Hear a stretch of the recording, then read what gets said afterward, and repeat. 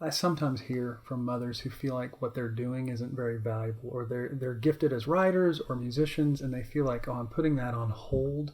That's really where my heart is. That's where my passion is. I want to be an artist. I want to create things, and I totally sympathize with that, and I recognize it. I think sometimes what we fail to realize as parents, and maybe sometimes moms in particular fail to realize, is that the work of raising kids is, the finest art that can be made.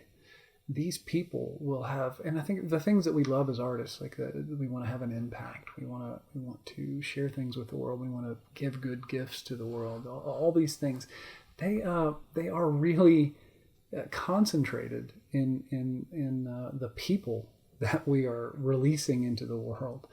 And I think families, I think as a dad, there's no story I'll ever create, no matter if I become the best-selling author of all time, no story I'll ever create will ever have the impact in the world that my family will, that my kids and that my grandkids, going on and on. So it's the most effective art. It's the most potent art I'll ever be a part of creating in my home. And I don't want to say that to moms or dads who are discouraged in this way. Your family is the most potent art you'll ever be a part of creating. And I say this often when giving talks, because I really, really believe it. And I don't think that moms or dads need like another guilt trip. Like, well, if you were really with it, you'd be getting stories out there and you'd be sharing this art with the world. Like, you already are. You already are doing that. And so I think part of the call of Story Warren is just to come alongside and say, like, can you see that's what you're doing?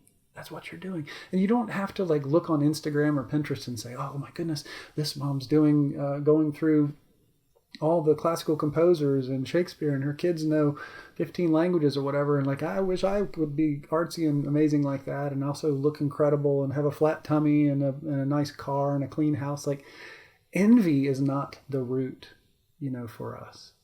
And I think a lot of things we do really foster and stoke that. But like, who are you? Like, what's your story?